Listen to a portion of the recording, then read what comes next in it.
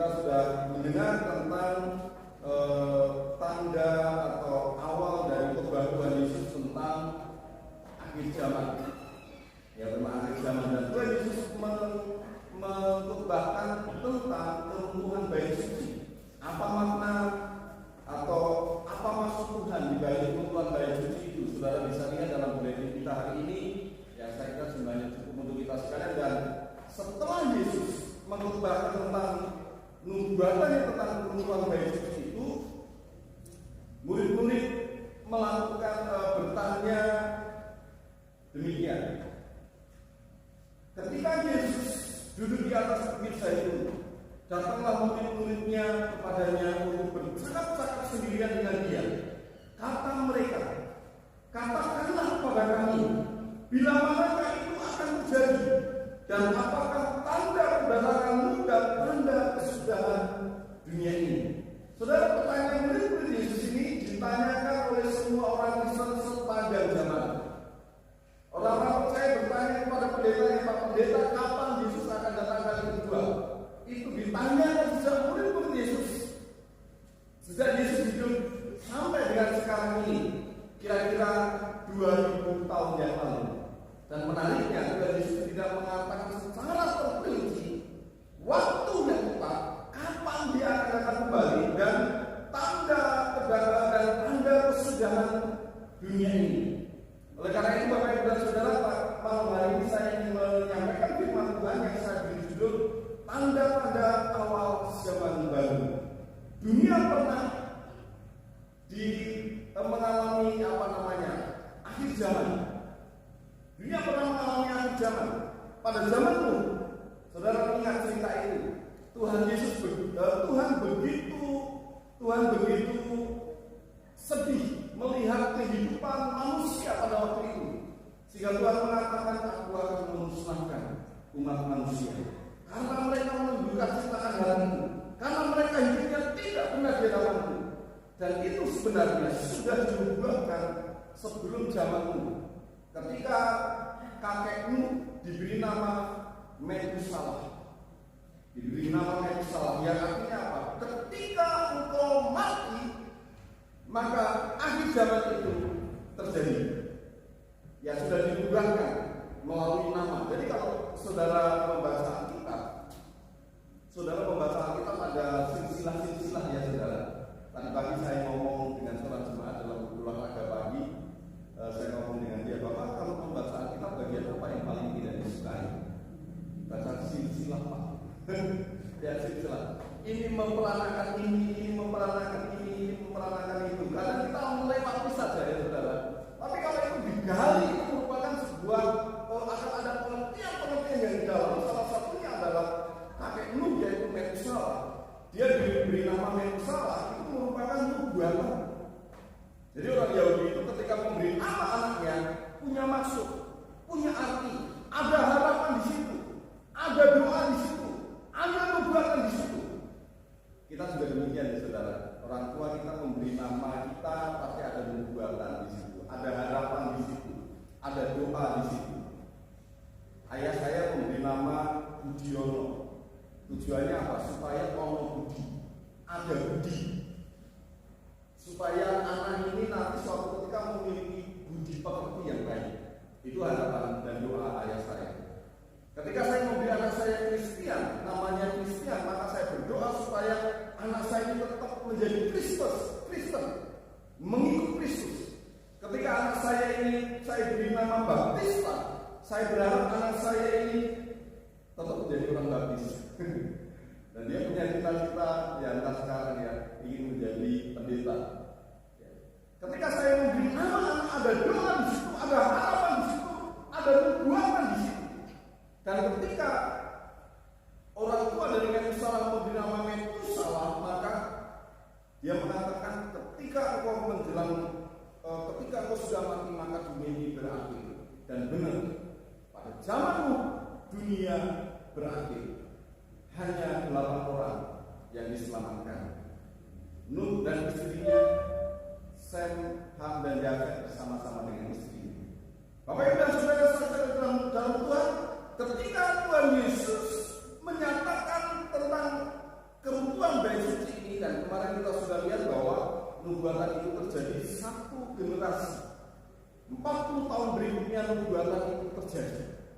Dan sebelum itu terjadi, murid-murid bertanya, katakanlah kepada kami Tuhan, bila manakah itu akan terjadi? Dan apakah tanda kedatanganmu dan tanda kesudahan dunia ini? Dan pertanyaan itu ditanyakan orang sampai hari ini. Lalu para teolog, para pendeta mulai menafsirkan. Mereka mulai mengkira-kira. Mereka mulai meramal tahun berapa Yesus akan datang. Tahun berapa dunia ini akan berakhir. Siapa yang akan diselamatkan dan lain sebagainya. Tapi ingat saudara, Tuhan Yesus tidak pernah memberitahu kapan itu terjadi. Dan 2000 tahun berikutnya sampai dengan tahun 2021 ini zaman belum berakhir. Tetapi Tuhan Yesus sudah memberitahukan bahwa sepanjang zaman ke depan setelah dia ada di dunia ini, setelah Yesus ada di dunia ini, akan ada tanda-tanda yang menyertai. Tanda apa saudara yang menyertai ini? Mari kita akan perhatikan satu persatu.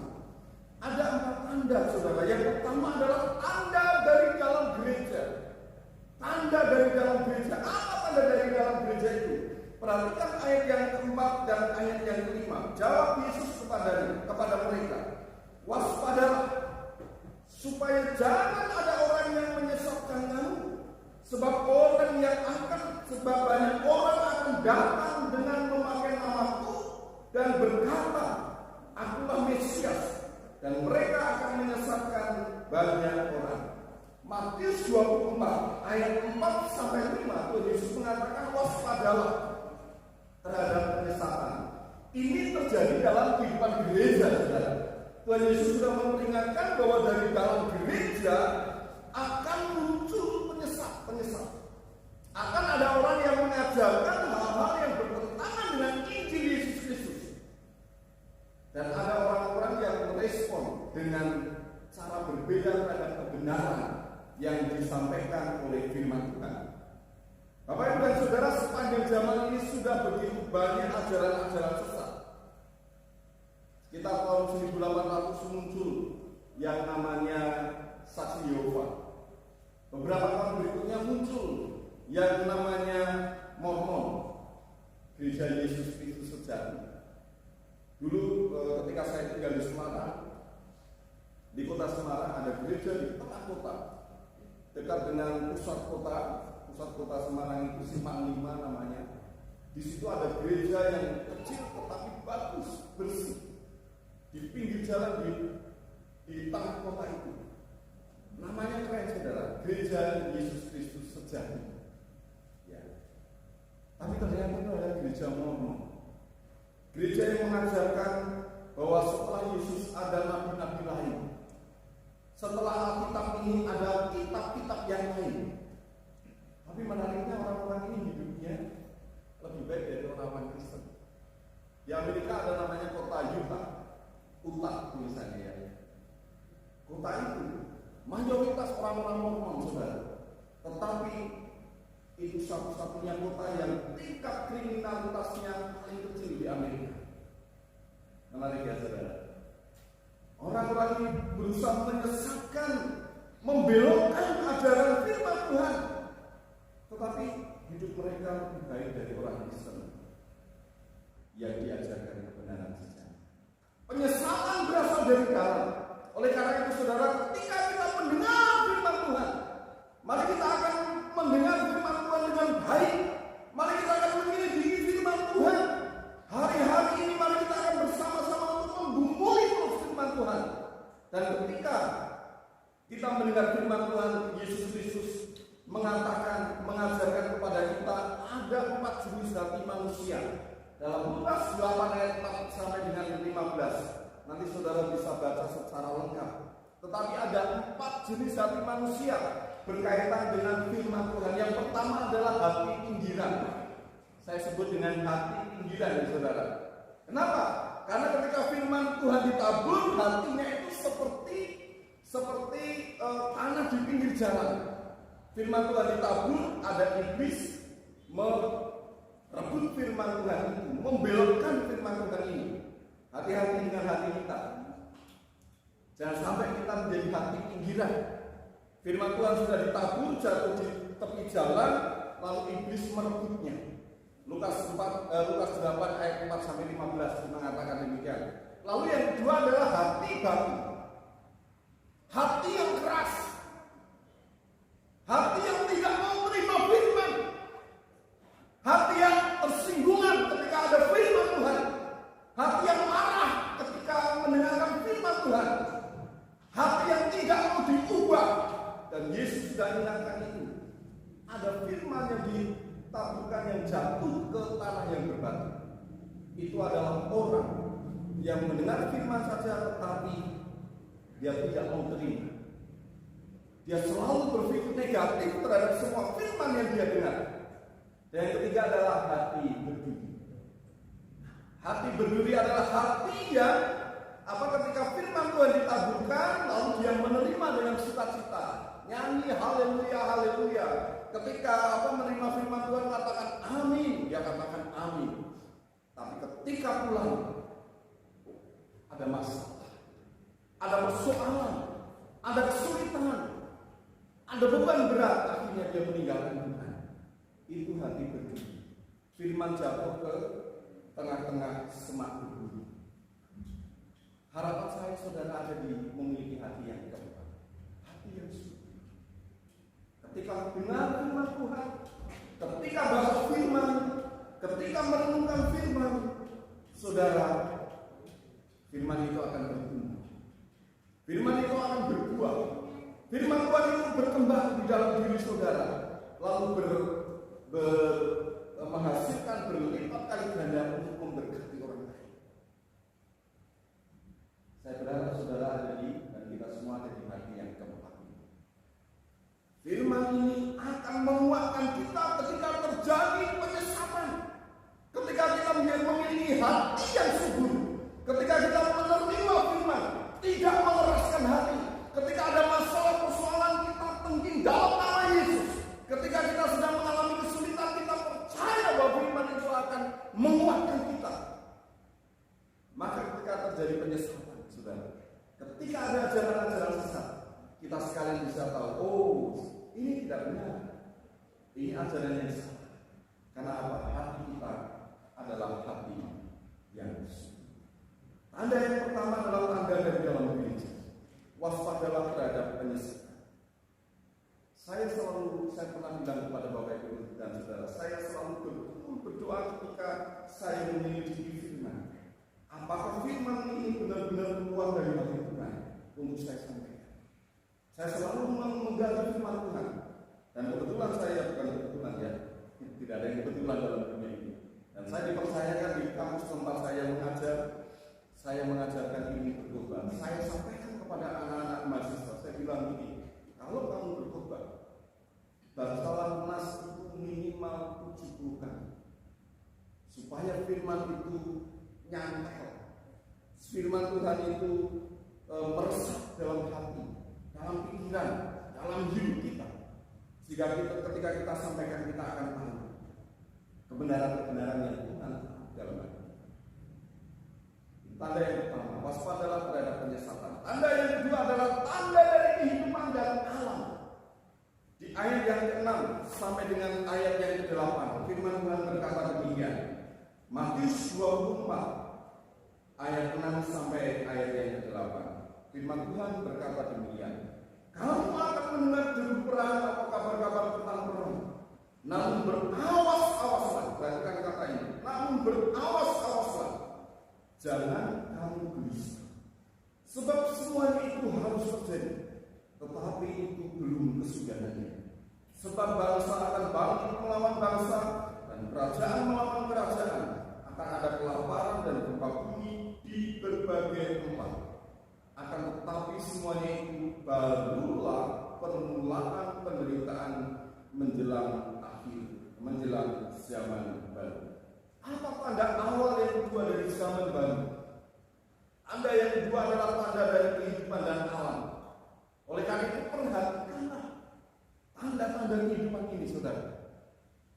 Ada deru-deru perang, ada gempa bumi, ada kelaparan, ada bangsa melawan bangsa, ada kerajaan melawan kerajaan.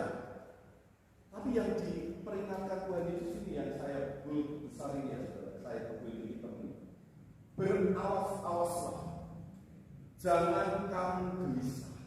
Perhatikan kalimat ini.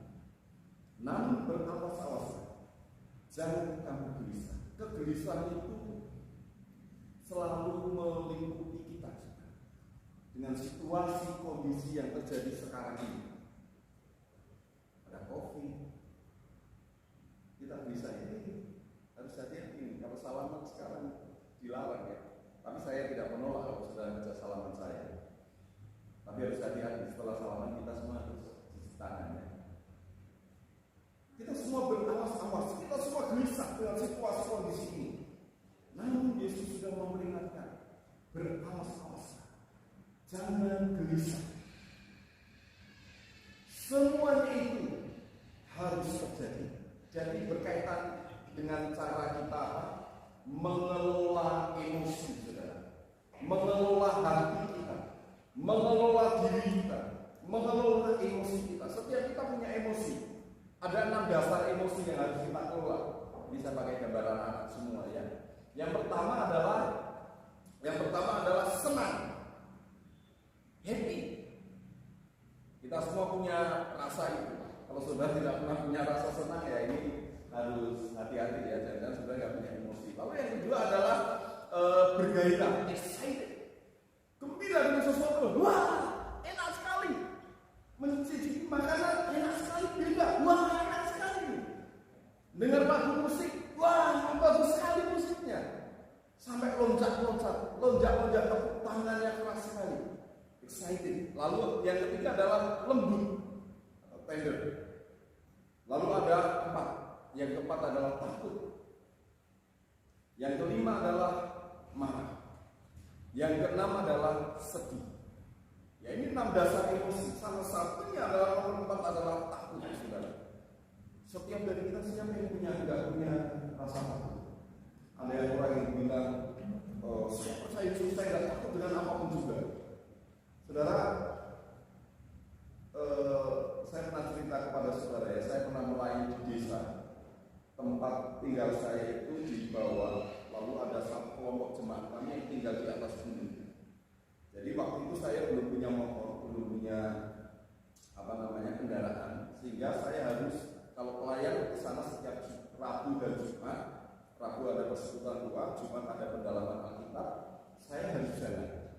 Nah jalan yang umumnya itu muter sudah jauh, tetapi di belakang gereja kami itu ada jalan pintas. Tapi itu melewati hutan. Ada jalan setapak, nggak bisa dilewati kendaraan. Itu jalan kaki, jalan setapak, lewat hutan, menyeberang sungai kecil, lalu melewati pemata sawah. Ya. Nah itu jalannya lebih dekat. Kalau saya lewat jalan yang biasa, yang terang, yang umumnya itu jalannya sekitar 2,5 kilo. Tapi kalau saya lewat jalan itu, saya hanya berjalan 1 kilo saja. Nah, pelayanan di sana itu saya lakukan malam, saudara. Karena mereka kebanyakan petani baru pulang ada di rumah sekitar jam 7 malam. Saya sebagai pendeta yang masih muda waktu itu masih belum menikah, adalah salah satu juga karena berangkatnya malam. Ya. Apa yang saya lakukan ketika berangkat ke sana? Saya selalu bawa kayu, saudara. Saya bawa kayu. Simpel saja. Kalau ada sesuatu yang mengagetkan saya, menakuti saya, entah itu setan, entah itu manusia, orang itu jahat, saya akan pukul orang itu makhluk itu.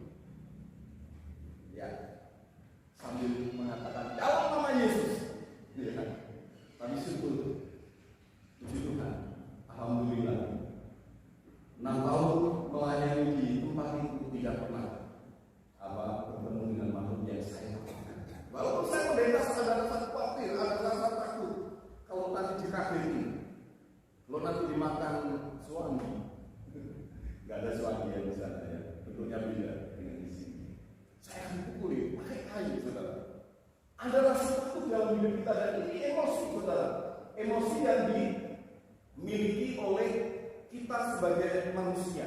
Dan Yesus sudah pernah memperingatkan, Anda akan ada tanda dari kehidupan dan alam, akan ada deruran, ada kabar tentang perang, ada kelaparan, ada gempa bumi, ada bencana alam. Yesus sudah memperingatkan, namun awas, jangan pernah kamu gelisah. Kelola emosi kita supaya kapan kita senang, kapan kita bergairah, kapan kita lembut, kapan kita takut. Kalau takut, mari kita akan bersama-sama untuk mengatasi rasa takut ini. Kapan kita marah, tetapi kalau marah kita harus mengatasi rasa marah itu dan mengendalikan marah itu. Apakah orang tidak boleh sedih? Boleh sedih. Tapi kita harus sedih yang berpengharapan kepada Tuhan. Itu yang kedua, tanda yang kedua. Tanda yang ketiga, saudara, mari kita akan perhatikan tanda yang ketiga adalah tanda dari luar gereja.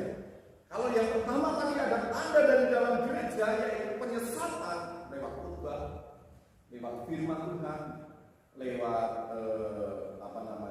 pengajaran-pengajaran. Sekarang tanda dari luar gereja, yaitu penganiayaan. Ayat 9 sampai dengan 11 mengatakan demikian. Pada waktu itu kamu akan diserahkan supaya disiksa, dan kamu akan dibunuh, dan akan dibenci semua bangsa oleh karena namaku.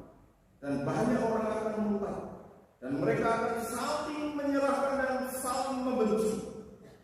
Banyak nabi palsu akan muncul dan menyesatkan orang. Bagaimana kita mengalahkan tanda dari luar gereja ini? Teguhkanlah iman percaya. Teguhkan iman kita. Sudah pernah saya sampaikan beberapa minggu yang lalu tentang bagaimana kita bisa meneguhkan iman kita. Dan Yesus sudah memperingatkan, Tuhan Yesus sudah mengatakan bahwa ada tanda dari luar, yaitu apa? Penganiayaan. Akan ada hambatan ketika kita memuji Tuhan dan beribadah bersama-sama. Tapi minggu lalu saya sudah sampaikan kepada Bapak Ibu dan Saudara, kita tinggal di Papua ini, suatu anugerah berkat luar biasa. Kita tidak ada masalah ketika kita beribadah. Saudara mau ibadah berapa kali pun, dimanapun, tidak masalah.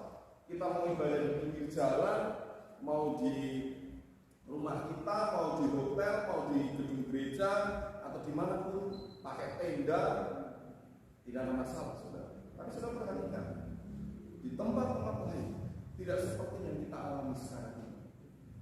Di beberapa tempat mengalami penindasan, mengalami persoalan ketika mereka menyembah Tuhan. Orang-orang Kristen banyak yang mengalami kesulitan di dalam kehidupannya, karirnya dihambat.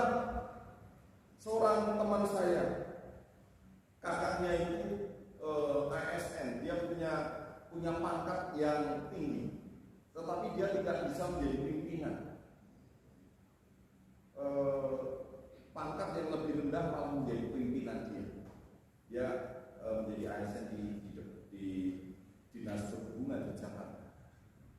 Saudara, kenapa bisa demikian? Karena dia anak Tuhan. Dia percaya kepada Yesus Kristus. Tapi dia mengatakan, ini sudah resiko saya, Pak.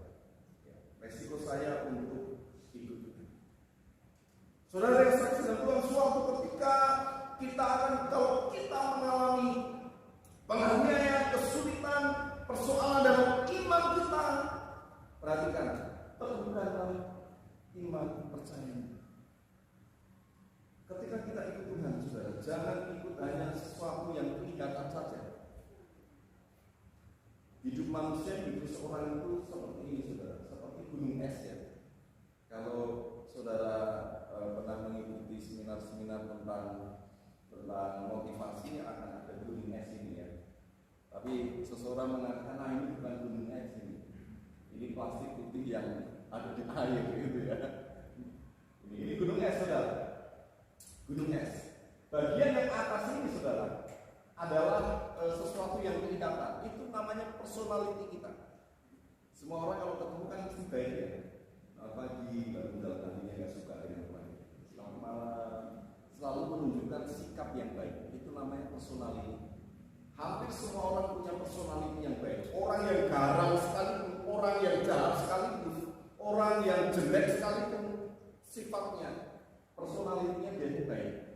Tapi itu yang nampak di permukaan, yang kecil saja. Di bawahnya ada yang namanya karakter. Karakter ini adalah sifat sesungguhnya seseorang. Saya tidak mungkin akan marah-marah di depan saudara. Saya tidak mungkin akan bentak-bentak di depan saudara. Misalnya saya marah dengan anak saya, tidak mungkin saya akan bentak-bentak di hadapan jemaat. Tidak mungkin saya akan menampar anak saya. Tidak mungkin saya akan menegur istri saya di depan jemaat. Karena saya harus menjaga personality saya. Tetapi karakter ini yang tidak kelihatan. Itu adalah situasi di mana kita ketika kita sendirian. Saya dikenal oleh teman-teman seorang suami yang baik, tidak pernah selingkuh, tidak pernah naksir orang, istri orang, gitu ya, tidak pernah mencoba untuk berselingkuh, ya. Tetapi orang tidak tahu karakter. Saya bisa saja menyembunyikan itu semua dari saudara, dari teman-teman saya. Di tempat-tempat yang tersembunyi saya melakukan dosa, melakukan kesalahan, dan itu namanya karakter. Itu adalah diri kita ketika tidak ada orang lain yang melihat. Kalau di jalan-jalan, Pak Kuna selalu bilang, walaupun tidak ada yang lihat, ada satu yang melihat, ada satu yang melihat. Dia sambil tunjuk ke atasnya. Tidak ada orang yang melihat, itu karakter kita. Hanya diri kita dan Tuhan yang tahu. Selalu kita sembunyikan karakter kita yang sesungguhnya. Dan biasanya karakter kita itu diketahui oleh keluarga kita, oleh anak-anak kita. Si kembar dan si Gideon itu tahu karakter saya. Karena apa? Mereka selalu ada bersama-sama dengan saya. Mereka tahu sifat saya sesungguhnya. Itu karakter. Lalu yang terakhir adalah temperamen itu yang paling bawah. Temperamen itu muncul ketika ada tekanan, ketika ada kesulitan, ketika ada masalah, ketika ada posisi yang paling bawah, dan itu biasanya muncul, saudara. Itu temperamen. Hidup manusia itu seperti ini. Ya, ada yang kelihatan, ada yang disembunyikan. Ketika ada tekanan baru muncul. Ketika ditekan di hadapan banyak orang, lalu dia marah, dia emosi, dia menunjukkan sikap yang loh seperti itu sih. Ternyata Pak Budi kayak gitu ya. Ya itu karena ada tekanan. Karena mungkin ditekan dan lain sebagainya. Nah saudara, iman kita itu jangan hanya personality saja. Saudara beribadah kepada Tuhan, menyembah Tuhan, datang ke gereja itu baik. Harus saudara. Setidaknya seminggu sekali saudara harus menyembah Tuhan. Setidaknya seminggu sekali saudara harus beribadah bersama dengan teman-teman seiman yang lain. Kalau ada di gereja ini berarti setiap minggu jam 6:30 malam saudara menunjukkan personality iman saudara dengan beribadah bersama-sama di tempat ini. Tetapi yang jauh lebih dalam adalah saudara harus ada di situasi ini, di mana kehidupan spiritual kita tidak diketahui orang.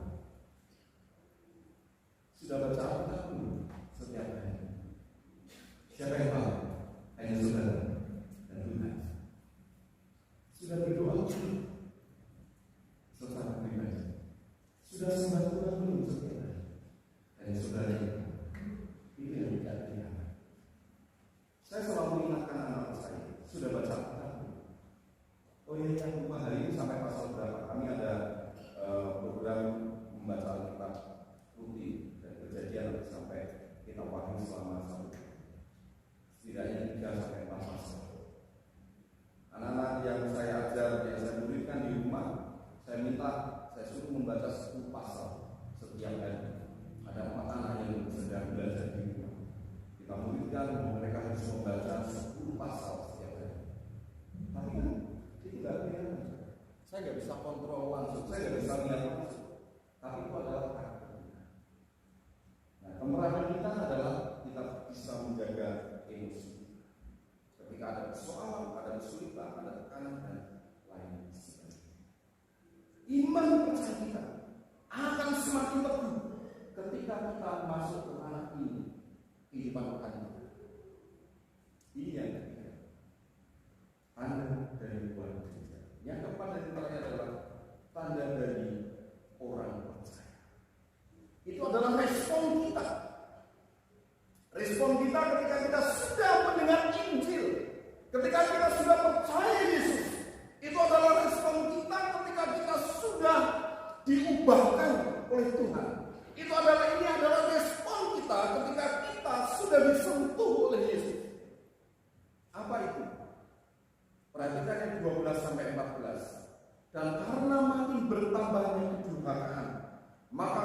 kebanyakan orang akan menjadi dingin. Tetapi orang yang bertahan sampai pada kesudahannya akan selamat. Dan Injil kerajaan ini akan diberitakan di seluruh dunia, menjadi kesaksian bagi semua bangsa. Sesudah itu barulah tiba kesudahan. Yang ketiga adalah beritakanlah Injil keselamatan. Ada tanda dari kita. Semakin hari kasih akan menjadi semakin tinggi. Orang ketika mau menolong orang lain banyak pertimbangan. Jangan-jangan saya ditipu, jangan-jangan saya dibohongi. Begitu ya, saudara. Beberapa kali ada orang yang datang ke rumah, orang yang tidak dikenal, tapi mengenal Pak Pendeta, Pak minta tolong seperti ini. Gitu ya. Ketika saya mau bantu itu, ini jangan menipu saya. Jangan dikatakan itu tidak benar, sehingga dia nggak menolong. Ya, ini kasih menjadi tinggi. Hati-hati. Ketika kasih menjadi tinggi, akan membuat rohani kita akan terpengaruh laut. Tuhan Yesus sudah mengingatkan, ketika kita bertahan sampai kesudahan, maka akan selamat. Dan yang terakhir adalah disitu dikatakan Injil kerajaan akan diberitakan di seluruh dunia, menjadi saksian semua bangsa. Salah satu kerinduan jemaat, salah satu kerinduan kita sekalian yang ada di tempat ini apa? Bangku-bangku yang kosong ini, saudara, diisi orang. Betul? Pasti saya dan saudara berdoa, Tuhan berkati bangku-bangku yang kosong ini supaya diisi orang. Kita selalu berdoa demikian, berharap orang mengirimkan orang, Tuhan mengirimkan orang baru. Dan di situ ada satu persatu ditambahkan, ya, satu persatu Tuhan tambahkan. Dan masih ada mungkin 30-an bangku lagi yang kita siapkan. Mungkin nanti harus seruan ini harus semua. Itu doa kita. Tapi pertanyaannya adalah ketika kita sudah disentuh oleh Tuhan, apakah kita tergabung mengajak orang lain beribadah bersama-sama dengan kita? Ketika kita sudah mengalami perjumpaan pribadi dengan Yesus Kristus, apakah kita tergerak untuk memberitakan Injil selamat? Rasul Paulus mengatakan demikian. 2 Timotius 4 ayat 7. Aku telah mengakhiri pertandingan yang baik. Aku telah mencapai garis akhir. Dan aku telah memelihara iman. Finishing bell. Istilah teologi yang begitu. Finish yang baik. Iman kita harus kita jaga sampai kita berpulang kembali ke Tuhan. Dan Rasul Paulus di menjelang akhir hidupnya, aku telah mengakhiri pertandingan ini. Tuhan Yesus sudah memperingatkan kita. Tetapi orang yang bertahan sampai pada kesudahan akan selamat. Dan firman Tuhan ini akan mengingatkan kita mengenai tanda-tanda awal zaman baru. Waspadalah saudara terhadap pengajaran sesat. Perhatikanlah tanda-tanda kita dan awal. Teguhkanlah iman percaya kita. Dan yang terakhir adalah beritakanlah Injil keselamatan. Bagaimana dengan kita sekarang? Tuhan Yesus Kristus akan memampukan kita untuk menjalani hari-hari kita dalam kegelisahan, kekhawatiran, mungkin ketakutan, ketidakpastian. Adalah dalam Yesus Kristus. Walaupun Yesus sudah memperingatkan, menjelaskan, menubuatkan tentang tanda-tanda kebenaran, tetapi satu hal yang pasti, kasihnya tidak berhenti. Dia ada bersama-sama dengan kita. Dia menyertai kita karena Dia bersama.